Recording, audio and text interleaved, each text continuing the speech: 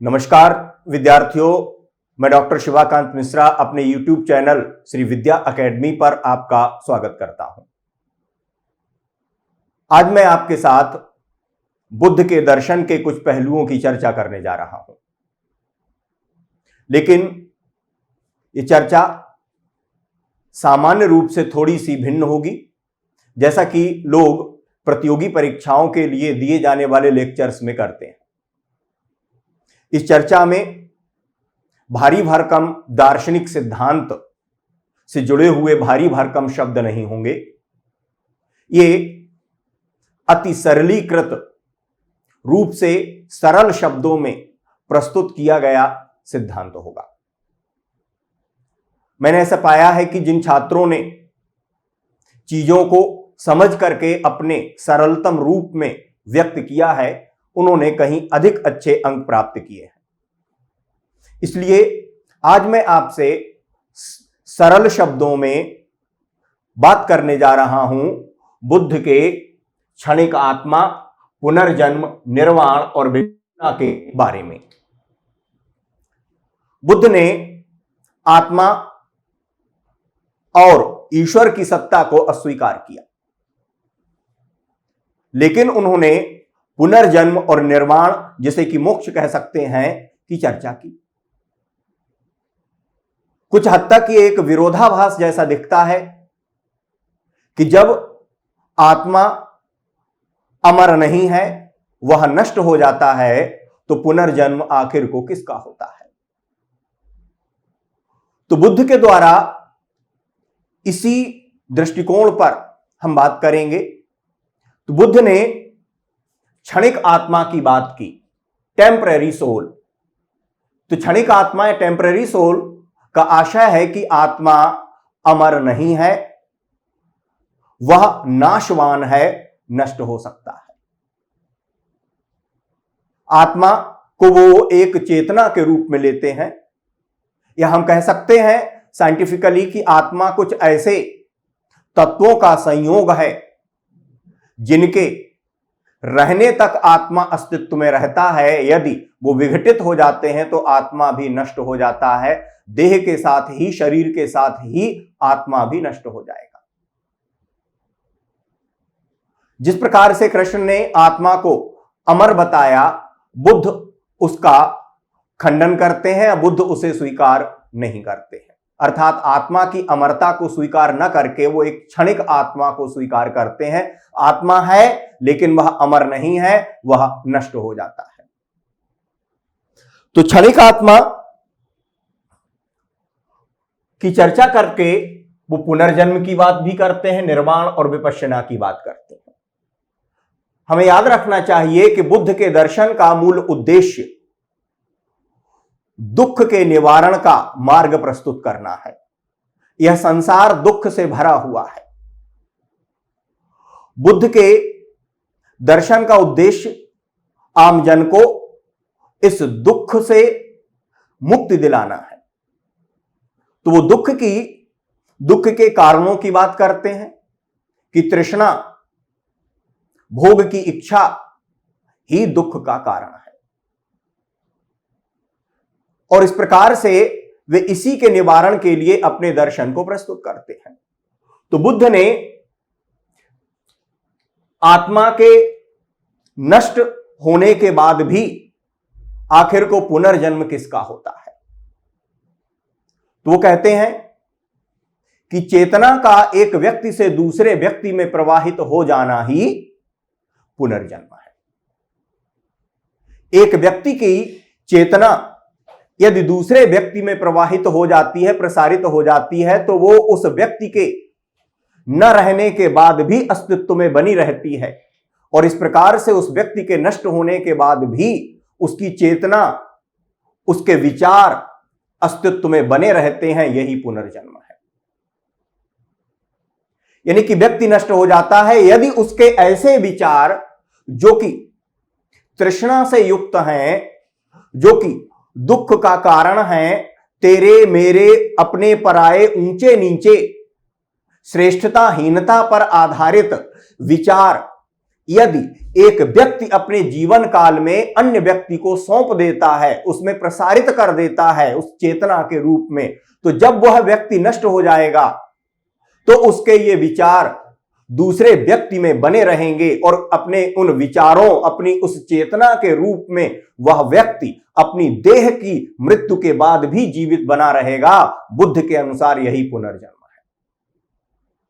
चूंकि विचार तृष्णा से युक्त हैं, तुच्छ धारणाओं से युक्त हैं, और इसलिए ऐसी चेतना का हस्तांतरण ही दुख का कारण है। एक व्यक्ति जो कि स्वयं इन विचारों के कारण दुखी रहा, वह दूसरे व्यक्ति को इन विचारों, इन चेतनाओं से दुख दे करके चला गया, और इस प्रकार से संसार दुखमय बना रहता है। यदि व्यक्ति ऐसे विचारों को प्रसारित करे जो कि दुख का कारण नहीं है, तो ऐसे विचारों का हस्तांतरण होना पुनर्जन्म का कारण नहीं है। तो सिर्फ ऐसे ही विचार, ऐसी ही चेतना जो कि दुख का कारण है, यदि वह एक व्यक्ति से दूसरे व्यक्ति में हस्तांतरित हो जाती है तो वही दुख का कारण है और वही पुनर्जन्म है। फिर मोक्ष क्या है, या जिसे वो निर्वाण कहते हैं, निर्वाण क्या है? यदि व्यक्ति ऐसे विचारों का, ऐसी चेतना का त्याग अपने जीवन काल में अपने प्रयासों के माध्यम से कर देता है, अर्थात यदि व्यक्ति स्वयं अपने जीवन काल में ऐसे तृष्णा युक्त, तुच्छ आग्रहों से, तृष्णा युक्त विचारों, चेतनाओं से यदि वह मुक्त हो जाता है, तो वह निर्वाण अर्थात मोक्ष की अवस्था को प्राप्त कर लेता है। जब व्यक्ति स्वयं अपने जीवन काल में इन तुच्छ आग्रहों, तृष्णा आदि से मुक्त हो जाएगा, तो वह दूसरे व्यक्ति को भी ऐसे विचारों, ऐसी चेतना को हस्तांतरित नहीं करेगा। उसके द्वारा ऐसी चेतना का हस्तांतरण न किया जाना, अर्थात उसके द्वारा दूसरे व्यक्ति को दुख पहुंचाने वाले कारणों को हस्तांतरित नहीं किया गया। यही संसार के दुख की निवृत्ति का मार्ग हो सकता है। तो ऐसे विचारों, ऐसी चेतना का हस्तांतरण रुक जाना ही निर्वाण है, और इसलिए निर्वाण जीवित अवस्था में सशरीर ही प्राप्त किया जाता है, मृत्यु के बाद नहीं। क्योंकि यदि व्यक्ति अपने तुच्छ विचारों, चेतना को दूसरों को हस्तांतरित कर गया, तो उसकी देह की मृत्यु के बाद भी वह उन विचारों, उस चेतना के रूप में जीवित है, अर्थात वह उस दूसरे व्यक्ति में अपने विचारों, अपनी चेतना के रूप में जीवित बना रहता है। इसलिए निर्वाण आवश्यक है, न सिर्फ व्यक्ति के स्वयं के लिए, वरन अन्य व्यक्तियों को दुख से मुक्ति दिलाने के लिए। निर्वाण प्राप्ति का मार्ग क्या होगा? निर्वाण प्राप्ति के मार्ग को वो विपश्यना की बात कहते हैं। विपश्यना पीछे की ओर देखना, यानी कि लौट करके देखना, पलट कर देखना, फिर देखना। इसका एक अन्य अर्थ और भी होता है, विशिष्ट रूप से, विशेष रूप से, स्पेसिफिक व्यू से देखना। तो विशिष्ट रूप से देखना, विशेष दृष्टिकोण से किसी चीज को देखना, उस पर विचार करना, उसका चिंतन करना और पलट कर देखना, ये विपश्यना के अर्थ हुआ करते हैं। विपश्यना के द्वारा व्यक्ति तुच्छ आग्रहों, तृष्णा आदि चेतनाओं से मुक्त हो सकता है, और मुक्त होकर के वह निर्वाण को प्राप्त कर सकता है। तो विपश्यना व्यक्ति को कम से कम 2 बार अवश्य करनी चाहिए।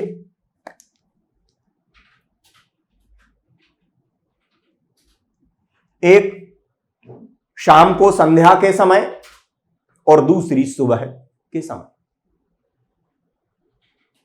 विशिष्ट रूप से देखना या पलट करके देखना, यानी कि व्यक्ति शाम को शयन के पूर्व विपश्यना करे, अर्थात वह विचार करे कि संपूर्ण दिन में उसने क्या क्या अनुचित और क्या क्या उचित कार्य किए, विचार करे, चिंतन करे, सोचे कि दिन भर में उसकी गतिविधियों में जो कुछ भी उसने किया उसमें कितना उचित था, कितना अनुचित था। और फिर वह जो अनुचित उसने किया है उस अनुचित से मुक्ति के लिए सम्यक संकल्प करे कि जो कुछ भी उसने आज दिन भर अनुचित या गलत किया वह अब उसे आगे नहीं करेगा। उसे छोड़ने का सम्यक संकल्प ले। इसके बाद दूसरे दिन या अगले दिन सुबह पुनः विपश्यना करे कि उसने क्या संकल्प लिया है, और फिर दूसरे दिन उस सम्यक संकल्प के अनुसार सम्यक कर्म करे। सम्यक चेतना को बनाए रखे कि उसे कुछ भी अनुचित या तुच्छ विचारों पर आधारित कार्य नहीं करना है। उसने जिस सम्यक संकल्प को धारण किया है उस सम्यक संकल्प के अनुसार ही उसे सम्यक आचरण करना है। इस प्रकार से व्यक्ति दिन भर सम्यक संकल्प को बनाए रखने के लिए, उसे अपने आचरण में ढालने के लिए चेतन और जागरूक प्रयास दिन भर करता रहे। और इस प्रकार से व्यक्ति विपश्यना के द्वारा अपना आत्म मूल्यांकन कर सकता है कि वह कितना उचित है, कितना अनुचित है। बुद्ध ने कहा कि व्यक्ति के मन पर जो मैल चढ़े हुए हैं उन मैल को आखिर को चढ़ने कौन देता है? तुम्ही ने तो चढ़ने दिया है। तो हटाएगा कौन तुम्हारे मन पर चढ़ी हुई उस मैल को? तुम्ही को स्वयं ही हटाना है। कैसे हटाना है? विपश्यना के द्वारा सोचकर, पलट करके देखो, बार बार सोचो, विशिष्ट रूप से सोचो और सोचकर विचार करके अपनी इन गलत चीजों को, तुच्छ विचारों, तुच्छ धारणाओं को क्या करिए? हटा दीजिए। इनसे मुक्ति पाइए। यही सांसारिकता का मैल है जो कि तुम्हारे दुख का और दूसरों के दुख का कारण है। इस मैल को तुमने ही चढ़ने दिया। जैसे धूल उड़ के आती, अगर हम उसको हटाते रहेंगे तो धूल नहीं चढ़ेगी। धूल का तो काम ही है उड़ना, लेकिन बचाना किसको है? हमें बचाना है स्वयं को धूल से। और इसलिए इन तुच्छ विचारों को, इस मैल को तुम ही हटा सकते हो, कोई दूसरा नहीं हटाएगा। हटाने का साधन क्या है? विपश्यना है। और इस तरीके से व्यक्ति अपने जीवन काल में निरंतर विपश्यना को करते हुए तुच्छ आग्रहों, तृष्णा, तमाम तेरे मेरे, अपने पराये, ऊंचे नीचे ऐसे विचारों, आग्रहों, चेतनाओं से मुक्त होकर के जिस अवस्था को वह प्राप्त करता है वही अवस्था कही जाती है निर्वाण की अवस्था। अर्थात निर्वाण एक अवस्था है जो कि विपश्यना के साथ किए गए प्रयासों से, सम्यक संकल्प, सम्यक आचरण, सम्यक कर्म से जिसे प्राप्त किया जाता है। बुद्ध कहते हैं कि एक बार यदि आपने निर्वाण की अवस्था को प्राप्त कर लिया, इसका आशय यह नहीं है कि आप हमेशा के लिए निर्वाण को प्राप्त कर गए। निर्वाण को प्राप्त करने के बाद जैसा कि कहा कि मैल चढ़ता रहता है, हटाते रहना पड़ेगा। अगर नहीं हटाओगे तो पुनः आकर के जम जाएगा तुम्हारे मन पर। और इसलिए विपश्यना निरंतर जारी रहनी चाहिए। निरंतर मैल को हटाते रहिए और तभी आप निरंतर जीवन पर्यंत निर्वाण की अवस्था में रहेंगे। अन्यथा एक बार निर्वाण प्राप्त करने के बाद यदि विपश्यना के द्वारा सम्यक कर्म, सम्यक संकल्प, सम्यक आचरण आदि का त्याग किया तो पुनः मैल जमेगा और तुम पुनः दुख को प्राप्त होगे। अपनी उस फॉल्स कॉन्शियसनेस, गलत चेतना को दूसरे को हस्तांतरित करके देह से भले ही मुक्त हो जाओ मगर विचारों के रूप में जीवित बने रहोगे। इस प्रकार से बुद्ध ने